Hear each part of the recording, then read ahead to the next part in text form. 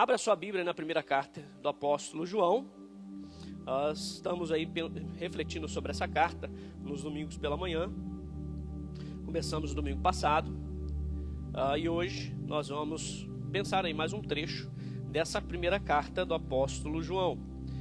Vamos ler a partir do versículo 5 do capítulo 1 até o versículo 6 do capítulo 2. Então abra aí a sua Bíblia, 1 João, capítulo 1, versículo 5, até o capítulo 2, versículo 6.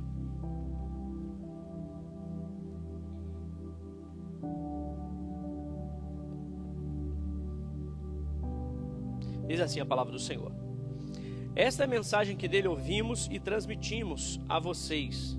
Deus é luz, nele não há treva alguma. Se afirmarmos que temos comunhão com ele, mas andarmos nas trevas, mentimos e não praticamos a verdade. Se, porém, andarmos na luz, como ele está na luz, temos comunhão uns com os outros, e o sangue de Jesus, seu Filho, nos purifica de todo o pecado. Se afirmarmos que estamos sem pecado, enganamos a nós mesmos e a verdade não está em nós. Se confessarmos os nossos pecados, ele é fiel e justo para perdoar os nossos pecados e nos purificar de toda injustiça. Se afirmarmos que não temos cometido pecado, fazemos de Deus um mentiroso e a sua palavra não está em nós. Meus filhinhos, escrevo-lhes essas coisas para que vocês não pequem. Se, porém, alguém pecar, temos um intercessor junto ao Pai, Jesus Cristo, o justo. Ele é a propiciação pelos nossos pecados, e não somente pelos nossos, mas também pelos pecados de todo mundo. Sabemos que o conhecemos se obedecemos aos seus mandamentos. Aquele que diz eu conheço, mas não obedece aos seus mandamentos, é mentiroso, e a verdade não está nele. Mas se alguém obedece à sua palavra, nele verdadeiramente o amor de Deus está aperfeiçoado. Desta forma sabemos que estamos nele. Aquele que afirma que permanece nele, deve andar como ele andou. Essa carta de João é uma carta assim carinhosa do coração de um pastor já idoso que amava profundamente os seus leitores.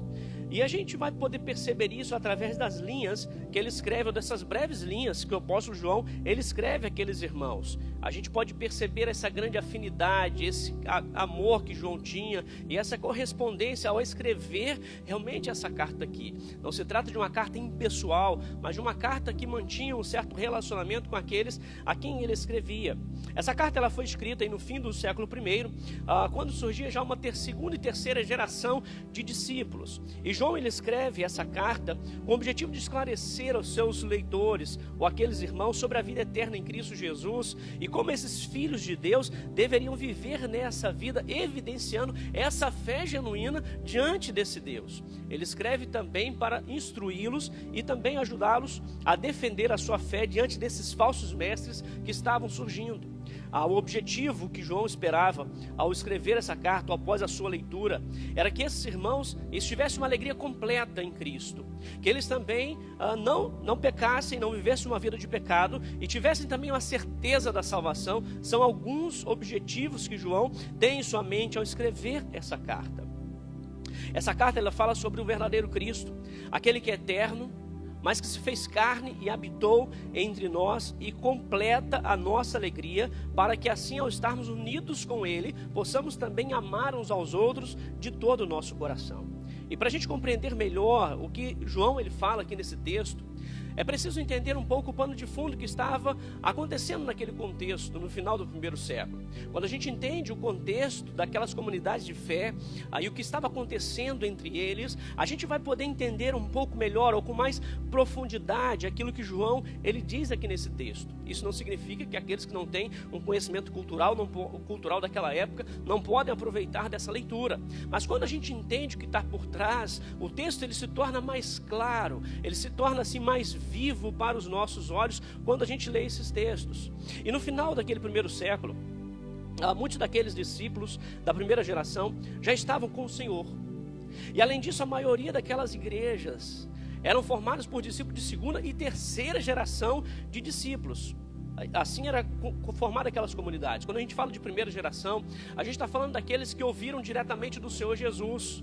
E aí a gente pode perceber que no início de Atos, quando o Senhor Jesus ele sobe aos céus, ali tinha em torno de 120 discípulos que conheceram, ouviram e caminharam ali com Jesus ao longo daquele tempo. A segunda geração são aqueles que foram alcançados pelos apóstolos, por esses discípulos. E uma terceira geração já são aqueles que foram alcançados por aqueles alcançados pelos apóstolos. E assim era formada a maior parte dessas comunidades de fé que estamos aqui no segundo século. Muito daquela primeira geração dos 120 discípulos já haviam partido e agora são comunidades formadas já nessa terceira geração que não havia recebido diretamente do Senhor os seus ensinamentos. E com o passar do tempo, falsos ensinos, falsos mestres começaram a surgir no meio da igreja. Não se trata de oposição ao cristianismo, como eles enfrentaram com os próprios judeus que perseguiam os cristãos, como eles enfrentaram com o próprio Estado que perseguia a igreja.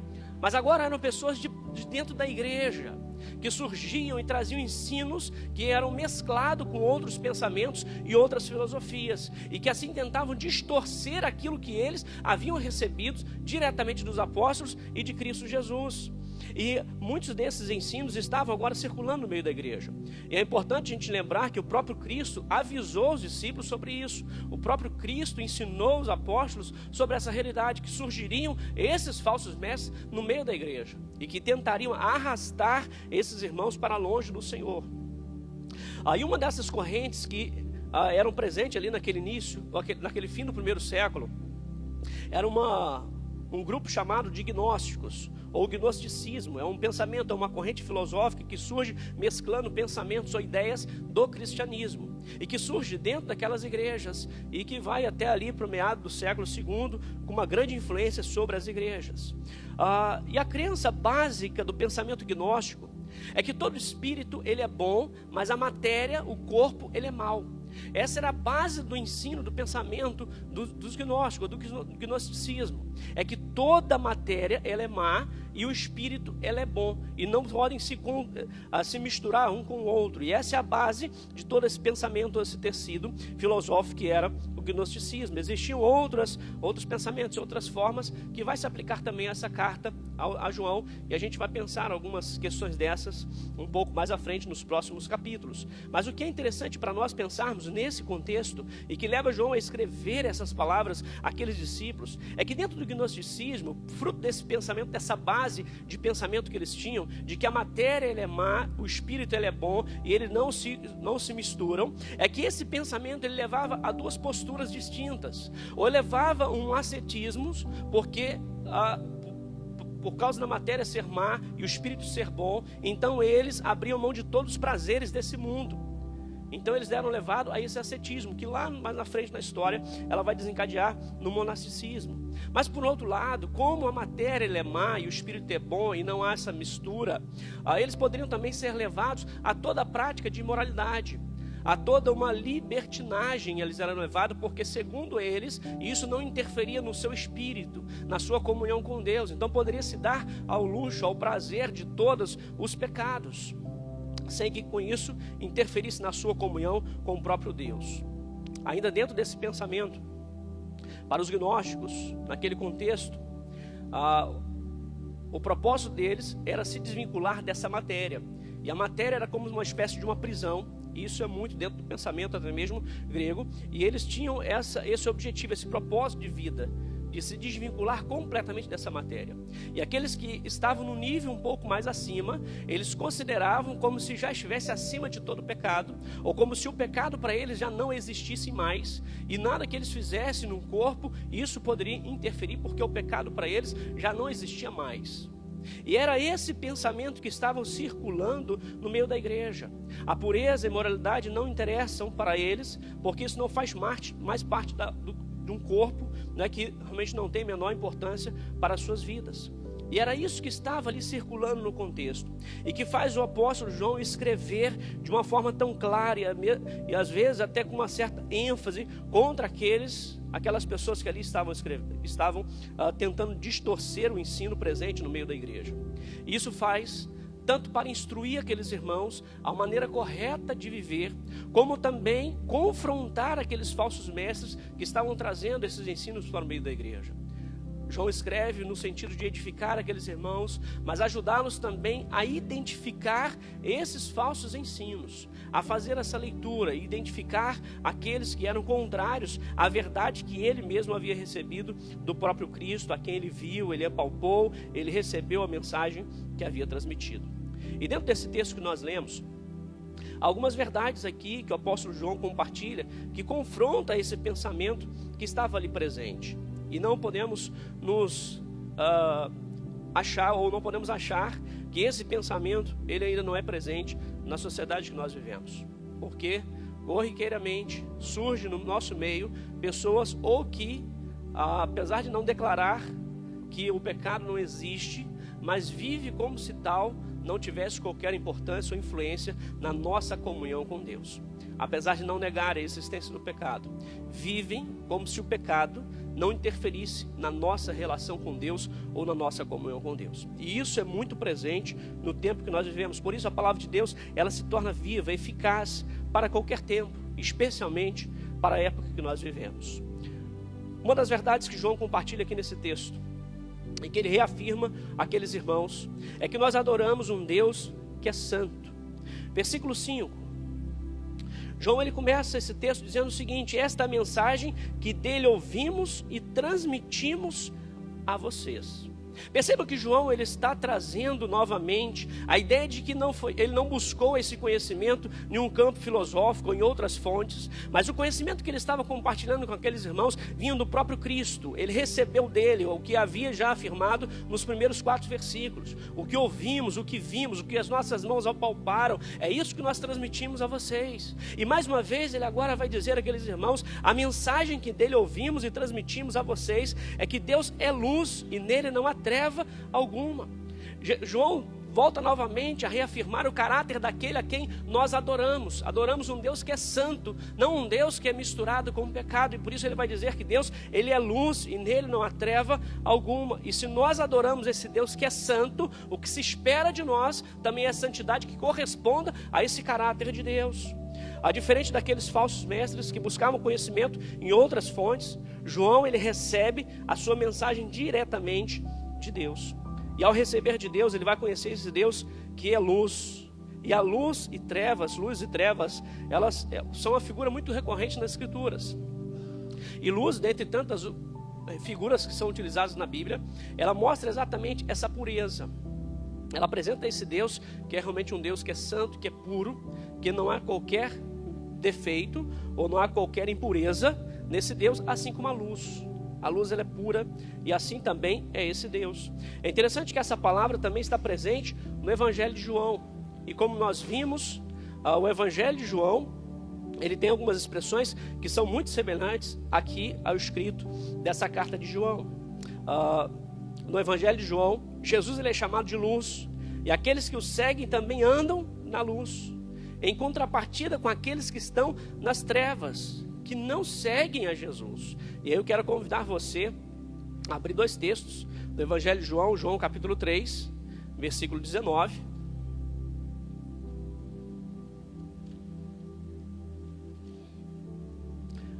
João vai dizer o seguinte nesse texto, João 3,19: este é o julgamento, a luz veio ao mundo. Quem é a luz que veio ao mundo? Jesus, ele é a luz veio ao mundo, mas os homens amaram as trevas, não a luz, porque as suas obras eram más. João 8,12. João diz assim, falando novamente ao povo, Jesus disse: eu sou a luz do mundo, quem me segue nunca andará em trevas, mas terá a luz da vida. A mensagem que João recebeu e o Deus que João agora estava reafirmando no coração daqueles crentes, naquele contexto, é que nós servimos e adoramos um Deus que é santo, um Deus que não se mistura com as trevas, e um Deus que requer daqueles que o seguem, que vivem também na mesma luz. E esse Deus que João apresenta é totalmente diferente daqueles deuses pagãos, daquele panteão de deuses gregos aos quais aquela comunidade, aquela geração servia, aos quais aqueles sistemas filosóficos que eles estavam pegando emprestado serviam. que eram deuses que se deixavam levar pelas mais profundas imoralidades. Eram deuses que não tinham um padrão ético, moral, mas eram deuses que se envolviam em tudo quanto é prática daquilo que é errado. Desde as práticas de imoralidades sexuais, desde a avareza, vaidade, traições, e tudo estava envolvido naquele panteão de deuses que os gregos serviam.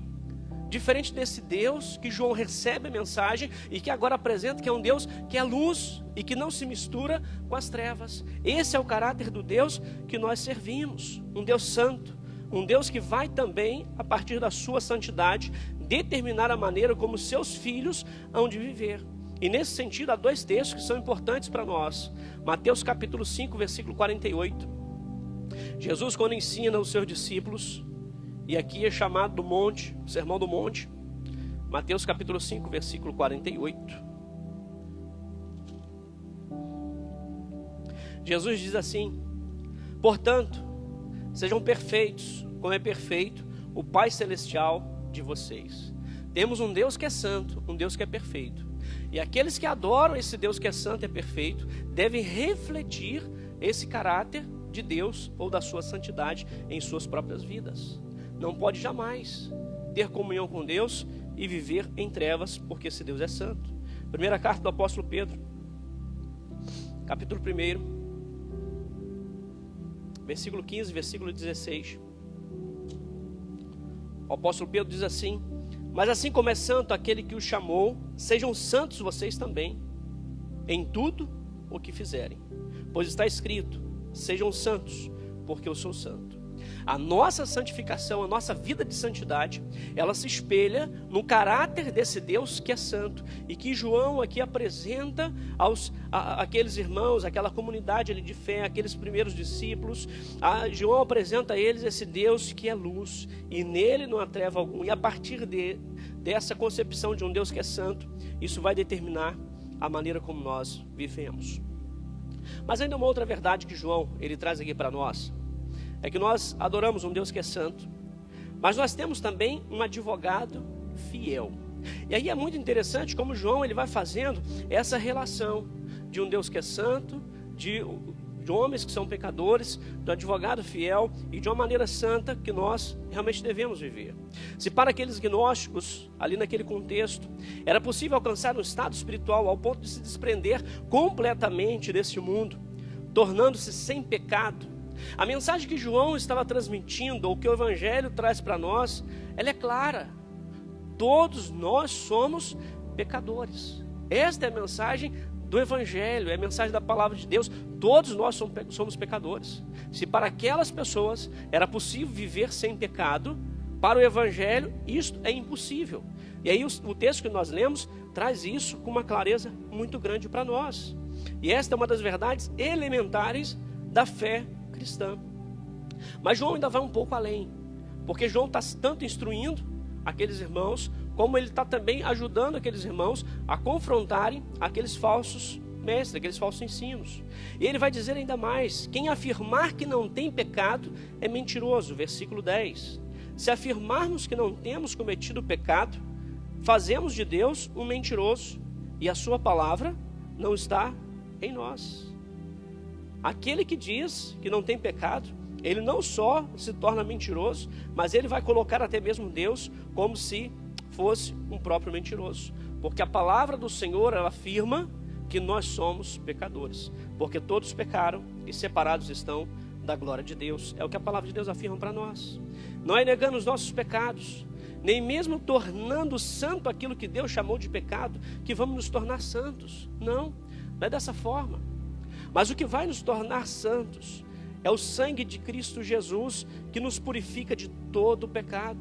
Versículo 9, ele vai dizer sobre isso: se confessarmos os nossos pecados, ele é fiel e justo para perdoar os nossos pecados e nos purificar de toda a injustiça. Não precisamos negar o nosso pecado, mas o que nós precisamos é confessar os nossos pecados, é clamar a Cristo Jesus por perdão, e aí nós recebemos dele esse perdão que vem do Senhor, diferente daquilo que estavam sendo ensinados naquele contexto. O caminho do cristianismo é um caminho inverso, a negação do pecado. O caminho do cristianismo é um caminho de contrição, de quebrantamento, de reconhecimento, de confissão de pecados. Mas o caminho do cristianismo também é a esperança de que em Cristo Jesus nós temos o perdão dos pecados, porque Ele é fiel, porque Ele é justo, porque Ele é o nosso advogado. E aí é uma palavra que é utilizada aqui nesse contexto.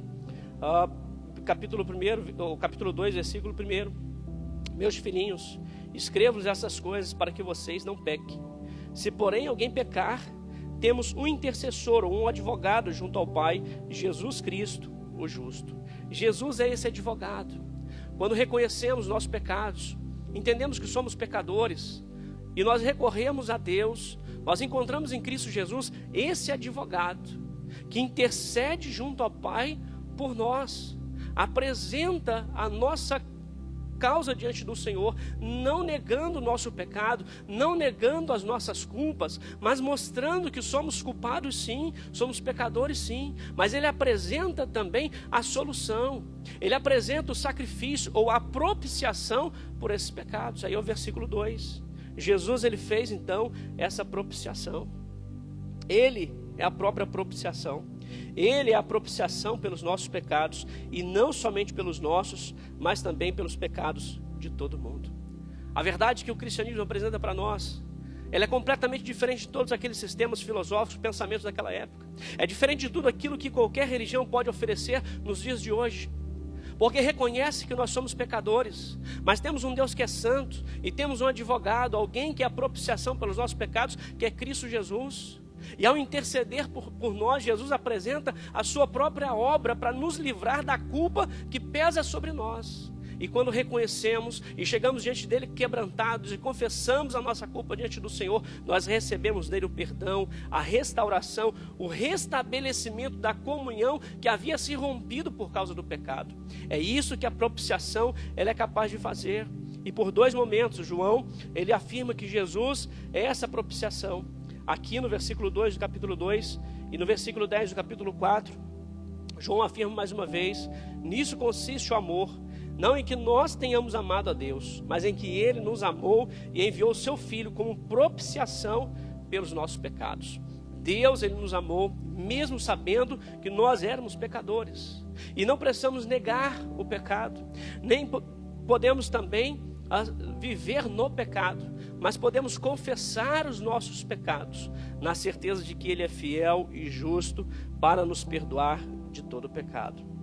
Jesus, Ele não só defende a causa do pecador, mas Ele também une o pecador com Deus e faz com que esse sinta a vontade diante do Senhor. O sangue de Jesus Cristo nos purifica de todo pecado, versículo 7. Se porém andarmos na luz como Ele está na luz, temos comunhão uns com os outros, e o sangue de Jesus, Seu Filho, nos purifica de todo pecado. O nosso pecado não é purificado através de exercícios espirituais, o nosso pecado não é purificado através de uma busca por um conhecimento filosófico. O nosso pecado, ele é purificado através do sangue de Jesus derramado naquela cruz do Calvário. Isso é graça, isso é misericórdia, isso é amor para com todos nós, porque Deus, Ele deseja separar para si um povo santo, um povo que o corresponda, um povo que reflete a sua imagem, a sua glória aqui nessa terra. João apresenta um Deus que é santo, João apresenta esse advogado fiel, esse sangue de Jesus que nos purifica de todo pecado, mas João também nos leva a pensar sobre esse povo, que é um povo santificado, para louvor e glória do Senhor Jesus. Um povo que, ao ser transformado por esse evangelho, não pode mais viver no pecado.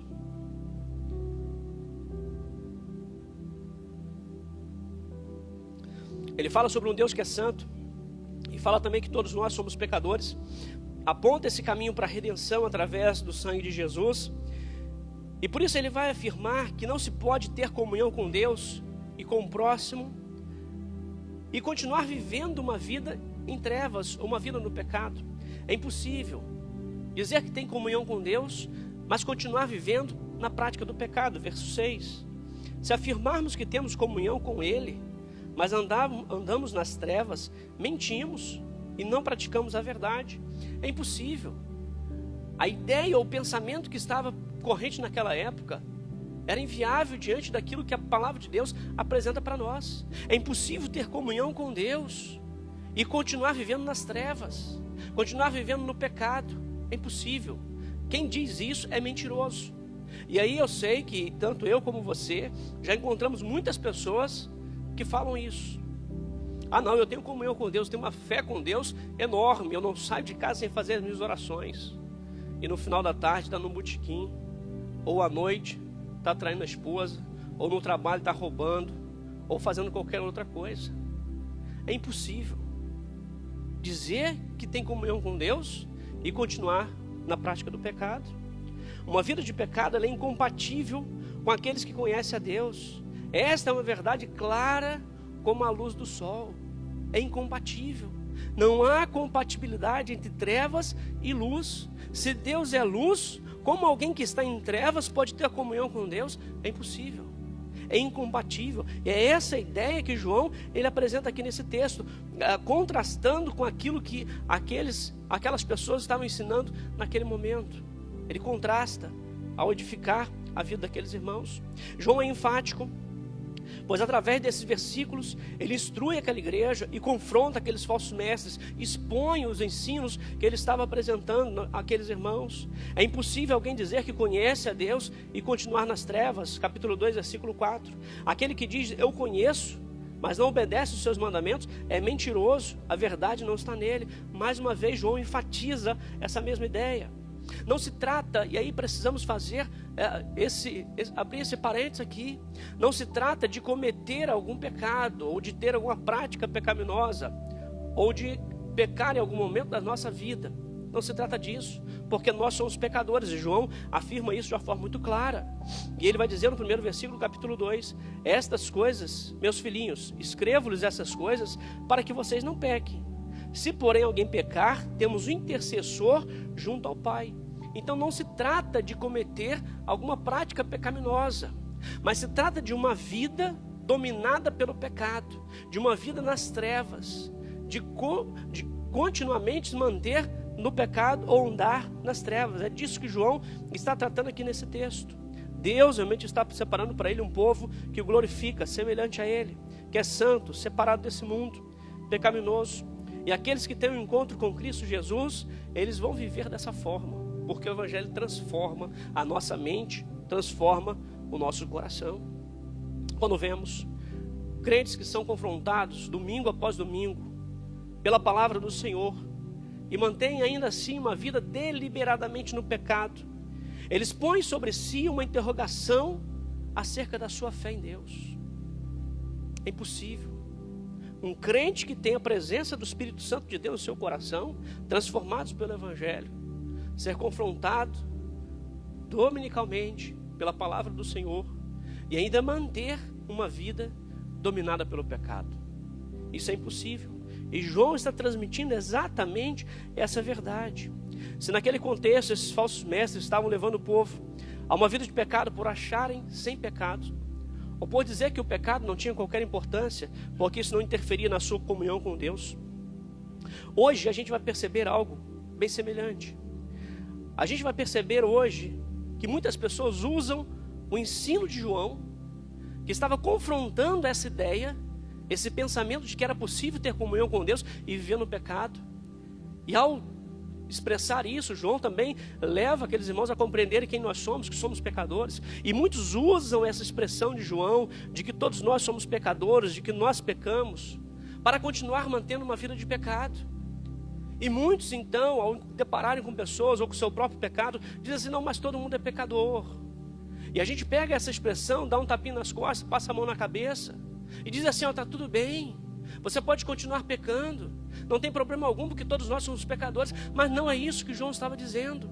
O que João queria mostrar para aqueles irmãos é que era impossível viver em comunhão com Deus e manter uma vida de pecado. Mas ao mesmo tempo ele queria mostrar para nós que nós somos pecadores, mas encontramos em Cristo Jesus um advogado fiel que nos purifica de todo pecado e nos encorajar a viver uma vida de santidade.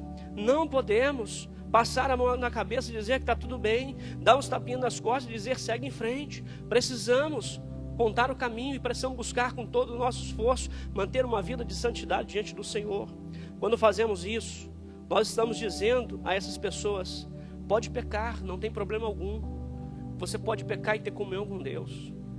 Falamos a mesma coisa que aqueles falsos mestres estavam falando. Quando a gente permite que as pessoas pequem, sem confrontá-las pela palavra de Deus, sem encorajá-las a abandonar os seus pecados, sem buscar uma vida de santidade. Deus é um Deus santo e o pecado é uma ofensa à sua glória. Seja qual for, o pecado é sempre ofensivo à glória de Deus. E não tem tamanho. Desde um pecado de omissão, desde a mentirinha que pegamos, desde os pecados que entendemos como sendo os piores, todo pecado, ele é uma ofensa à glória de Deus. Por isso precisamos, enquanto servos de Cristo Jesus, transformados pelo Evangelho, que conhecemos a Cristo e temos comunhão com Ele, precisamos buscar com todo o nosso empenho, viver uma vida de santidade diante do Senhor. E aí eu pergunto para todos nós nessa manhã: quais são os pecados que temos cometido e que temos arrastado anos após anos em nossas vidas? Quais são aqueles pecados que nós conhecemos, que estão presentes em nós e que precisamos abandoná-los, precisamos deixá-los, precisamos chegar diante de Cristo Jesus, não negando esses pecados, mas confessando a Ele, confiando no seu perdão, na sua graça, na sua compaixão e misericórdia. Queridos, não podemos nos enganar. Não pode haver comunhão com Deus e continuar andando em trevas. Aquele que diz isso, a palavra do Senhor já esclarece para nós, é mentiroso. E não podemos enganar a nós mesmos com essas mentiras. Pensar que nós vamos manter uma vida de pecado e Deus vai dizer para nós: está tudo bem. A palavra do Senhor é bem clara ao dizer que Deus, assim como é um Deus que é luz, é um Deus que é justo, que é fogo consumidor. E que horrenda coisa é cair nas mãos do Deus vivo. Esse mesmo Deus que é um Deus de graça, de compaixão, é um Deus de juízo, de justiça. E não podemos nos enganar em pensar que vai ser diferente com a gente, que Deus não agirá com justiça no seu devido tempo. Precisamos olhar para esse Deus que é luz, que não há trevas alguma, e caminhar também da mesma forma. Confiarmos na sua graça, confiarmos no seu perdão e buscarmos com toda a nossa força viver uma vida de santidade diante do Senhor. Queridos, Deus é completamente santo, e aquele que tem comunhão com Ele não pode andar nas trevas. Isso não significa que nós não teremos pecados, pois todos nós somos pecadores, mas que o sangue de Jesus é suficiente para perdoar de todo pecado, e não apenas alguns pecados.